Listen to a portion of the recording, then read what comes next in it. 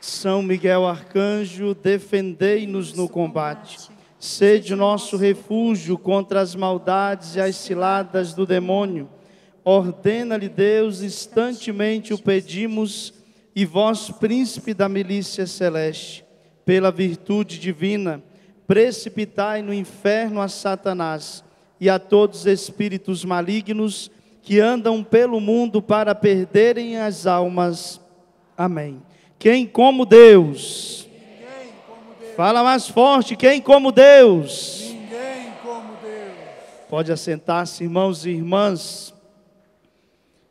Diz-nos São Marcos, no Evangelho da Missa, que Jesus chegou à região dos Gerazenos, uma terra de não-judeus, do outro lado do lago de Genezaré. Logo depois de deixar a barca, saiu-lhe ao encontro um endemoniado, que prostrando-se diante dele gritava: que há entre ti e mim, Jesus, Filho de Deus Altíssimo? Porque por Deus, te conjuro que não me atormentes. Até o diabo jura por Deus, né? Vocês viram aqui? Porque aqui é o endemoniado falando com Jesus. Olha o que ele fala: por Deus, te conjuro que não me atormentes. Mas aqui também é um ponto em que o demônio, ele sabe quem é Deus. E olha só que forte, porque muitas das vezes nós que dizemos ter fé, nós que proclamamos o nome de Jesus, muitas das vezes não o assumimos como Deus da nossa vida, como Senhor, e o diabo sabe que Ele é Deus e tem medo de Deus. Porque Jesus dizia-lhe: sai desse homem, espírito impuro. Jesus perguntou-lhe pelo nome e ele respondeu: Legião é o meu nome, porque somos muitos. E suplicava-lhe insistentemente que não os lançasse fora daquela região. Perto do lugar havia uma grande vara de porcos, e ele pedia, os espíritos pediam para Jesus mandar para lá. Olha só, meu irmão, minha irmã, que mistério é este? Quando o demônio ele se revela, é por isso que Jesus pergunta: qual é o teu nome? E ele diz: é legião, porque não era só um, não bastava ser só um, era um monte. E aqui está um segredo para vencer o mal, para aniquilar o mal: nós darmos nome àquilo que é a manifestação do mal contra nós, contra a nossa família, contra o nosso trabalho. Enquanto nós não sabermos quem é o mal que se manifesta, como ele se manifesta, é difícil de vencê-lo. Mas quando a gente descobre o mal, a gente sabe contra quem nós estamos lutando. É por isso que lá em Efésios 6, nós escutamos de São Paulo que o nosso inimigo não são as pessoas, o nosso inimigo não são as coisas, mas são os espíritos do mal que pairam pelos ares para nos atormentar e para nos levar para o pecado, para o mal. É por isso que nós precisamos pedir a Deus, e aí depende de cada um na sua vida, naquilo que vive, naquilo que é a sua batalha, para perguntar para Deus e pedir ao Espírito Santo que Ele mostre quais são os males contra os quais você luta. Quando você disser, por exemplo, alguém que tem o problema com a bebida, com o álcool, quando a pessoa ela reconhece que ela está escrava, presa neste mal, ela assume, vai começar a rezar, vai começar a batalhar, vai buscar um tratamento para poder combater esse mal. Mas esse mal foi identificado. E à medida que ele foi identificado, agora ele pode ser combatido. Entenderam? Perceba então quais são os males que te atormentam, por onde que o inimigo ele entra na tua vida para querer te derrubar. Sabendo qual é esse mal, pelo menos tendo alguma noção, você a partir daí vai rezar, vai fazer penitência, jejum, vai confessar, vai buscar o tratamento necessário para que Deus também possa agir com libertação na tua vida. Mas enquanto você estiver vivendo como se nada tivesse acontecido, o mal vai continuar passando a rasteira em você. Fala para quem está do teu lado: acorda, fica esperto, porque o demônio, diz a palavra, fica te rondando para te passar a rasteira. Fique esperto, viu? Mas eu tenho uma novidade. Fala para a pessoa: eu tenho uma novidade. Se você vigiar, se você orar, Deus te fortalecerá para vencê-lo. Seja qual for o inimigo, com a graça de Deus, você vencerá. Amém. E aplauda essa verdade, Deus.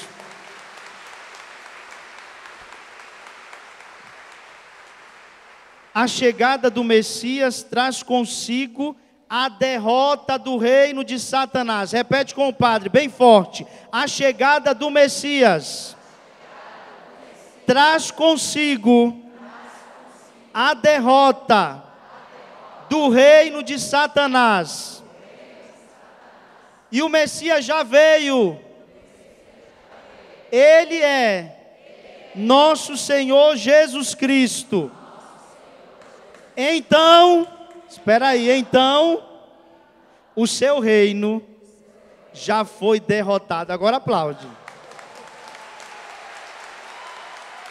Pode aplaudir, com força, com força.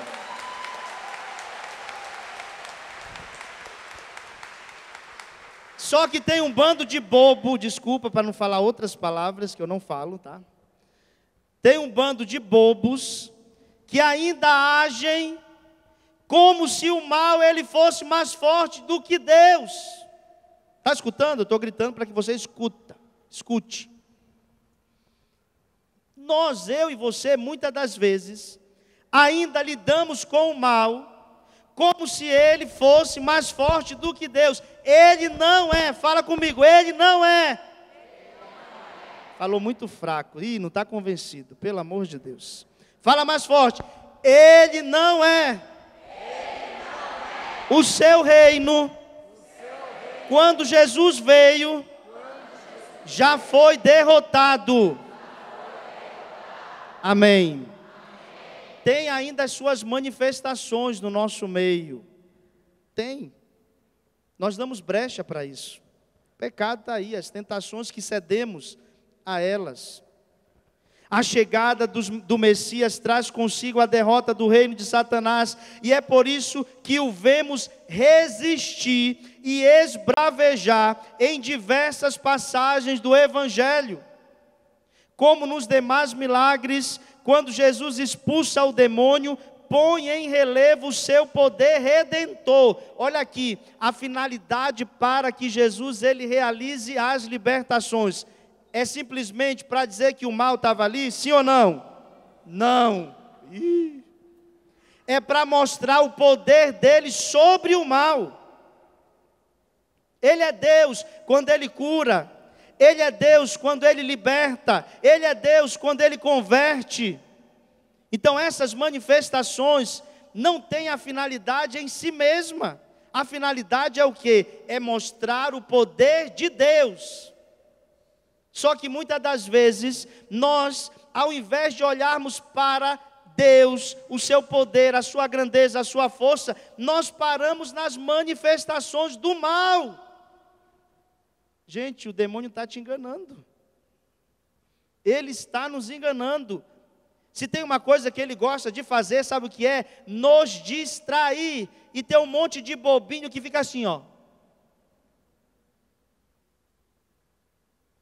Ao invés de olhar para o poder de Deus, para a graça de Deus, para nas manifestações do mal. As manifestações do mal precisam ser combatidas? Sim. Mas você não pode colocar o teu olhar somente nelas. Porque senão o inimigo acaba te aprisionando, te acorrentando, te escravizando, para que você esqueça que Deus, Ele é maior do que a doença, do que o pecado, do que a tentação, do que o mal neste mundo. Deus é maior, diga comigo, Deus é maior do que todo mal que acontece na minha vida, que acontece na minha família, que acontece neste mundo. Deus é maior. O Senhor sempre se apresenta na vida dos homens, livrando-os dos males que os oprimem. Passou fazendo bem e curando todos os oprimidos pelo diabo. Dirá São Pedro, resumindo esta e outras expulsões de demônios operadas pelo Senhor, passou fazendo bem e curando todos os oprimidos pelo demônio. São Marcos indica-nos expressamente que os porcos que se afogaram eram ao redor de 2.000. Deve ter significado uma grande perda para aqueles gentios. Talvez fosse o resgate que se pedia a esse povo para livrar um deles do poder do demônio. Perderam uns porcos, mas recuperaram um homem. Escuta. Ai, que a minha perda foi muito grande. Eu perdi tanto isso, tanto aquilo. Eu deixei para trás tanto isso, tanto aquilo. Meu irmão, minha irmã, o que você perdeu, o que você deixou, o que Deus precisou tirar da tua vida para te dar um bem maior, é muito pequeno. Você entende isso? A maior parte das coisas que Deus Ele vai realizando na nossa vida, vai exigir de nós renúncia, abnegação. Por quê? Porque aquilo que Ele tem para nos dar é muito grande. E como é muito grande a sua graça, a sua força, nós precisamos deixar, perder outras coisas. Só que você muitas das vezes é um menino, é como um menino e uma menina mimado, mimada, que quer ter tudo e não quer perder nada, não é isso? Apegado, seguro. Aquele povo, olha só, a ideia deles, a pobreza real dos cristãos, talvez seja o valor que Deus tenha fixado pelo resgate do homem de hoje. E vale a pena pagá-lo. Um só homem vale muito mais do que 2.000 porcos, e sejam lá quantos forem, e seja o que for, para a salvação de um só homem, vale a pena. O que é que Deus já está te falando no teu coração aí, que você precisa perder, que você precisa deixar, pelo bem maior que Ele quer fazer na tua vida? Escuta, por favor, escuta, não é só o padre falando, é a palavra de Deus, é o Espírito Santo que está aí cutucando a tua alma, para o bem maior que Deus tem a fazer na tua vida. Você precisa ter coragem de perder, de deixar aquilo que talvez você esteja carregando até hoje, para receber o que Deus tem de maior para a tua vida. Pensa, tenha coragem, Deus está te entusiasmando para que você tenha a coragem de deixar, às vezes, pouca coisa para ganhar muito mais de Deus. Fala para a pessoa que está até lá, tenha coragem, meu irmão. Ele quer te dar muito mais, mas você precisa deixar. Você precisa renunciar. Tenha a coragem. Para os homens daquele povoado, no entanto, pesou mais o dano material que a libertação do endemoniado. na troca de um homem por uns porcos, inclinaram-se pelos porcos. Olha só. Vocês viram qual foi a resposta daquele povo para Jesus diante da libertação que ele fez? Vocês ouviram no Evangelho? Ao verem que o que havia acontecido, pediram a Jesus que se retirasse da sua região, coisa que Jesus fez imediatamente. Olha só, foi o querer deles, é o teu querer, é a tua vontade. Deus, Ele não vai te forçar a nada, porque Ele te deu a liberdade para que você escolha livremente por Ele, mas também você pode livremente negá-lo. Olha o perigo que a nossa alma corre, o perigo, porque nós podemos livremente negar o Senhor.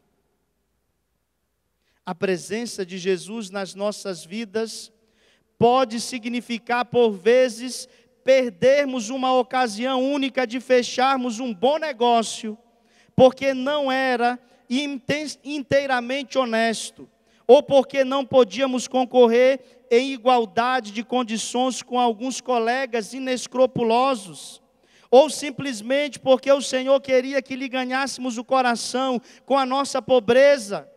Pode significar termos de renunciar a um cargo público ou de mudar de emprego. O que é que Deus está te pedindo? Perder para ganhar. Muitas coisas com Deus nós vamos viver isso. Perder para ganhar. Diga para a pessoa, você tem que aprender, fala. Você tem que aprender a perder para ganhar.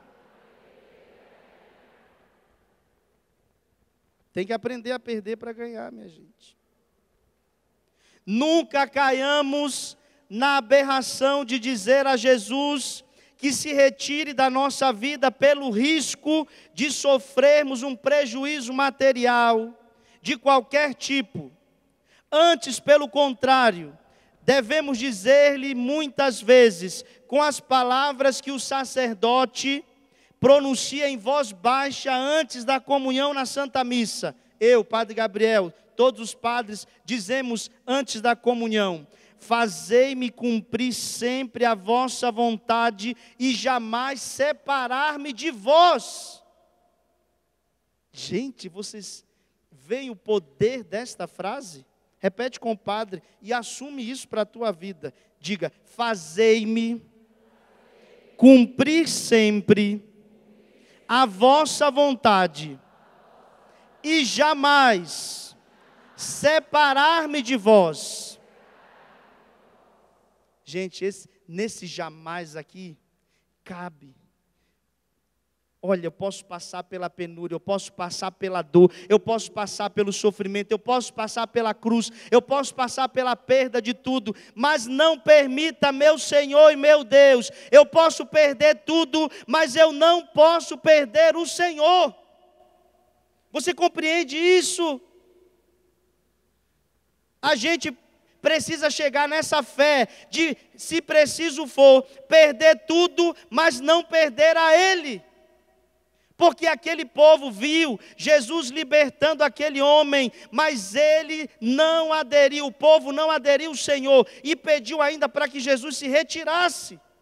Eles viram, eles contemplaram a glória de Deus, eles viram a manifestação do céu, e mesmo assim eles não abriram o coração. Meu Deus, eles ficaram preocupados com os porcos que perderam.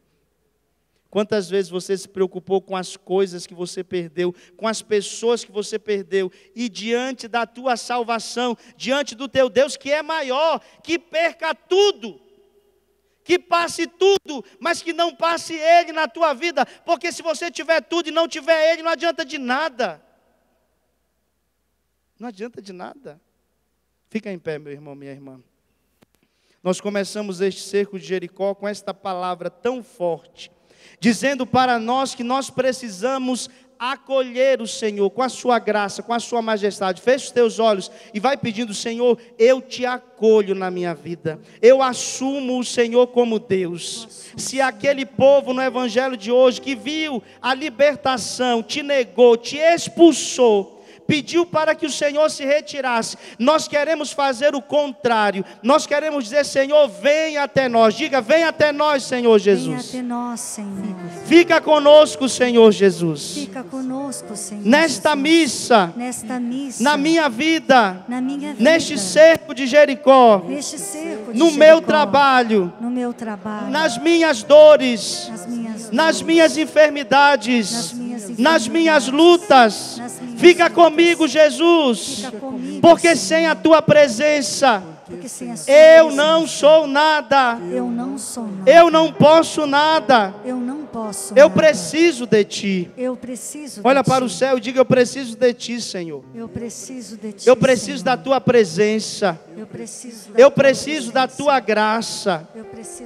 Fica comigo, Jesus. Para que eu creia. Para que eu seja fortalecido. E dai-me a coragem de perder o que for preciso para ter-te em minha vida. Meu irmão, minha irmã, pensa na oração que você está fazendo agora. Feche os teus olhos. É você com Deus, é você diante de Deus, que faz agora essa oração sincera e verdadeira. Que você e eu, nós percamos o que for preciso para permanecer com Ele.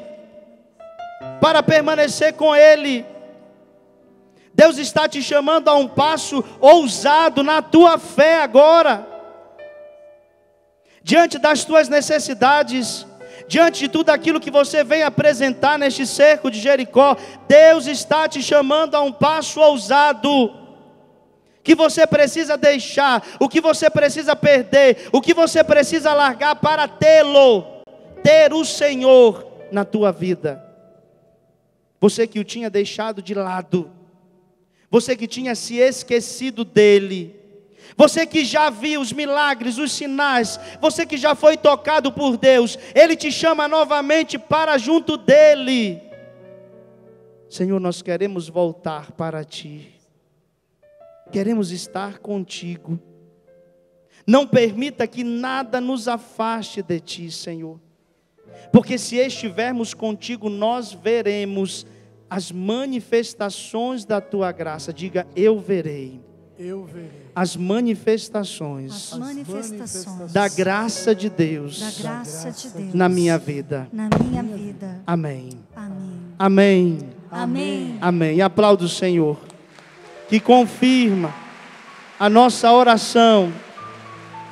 Obrigado, Jesus. Louvado seja nosso Senhor Jesus Cristo. Para sempre seja louvado.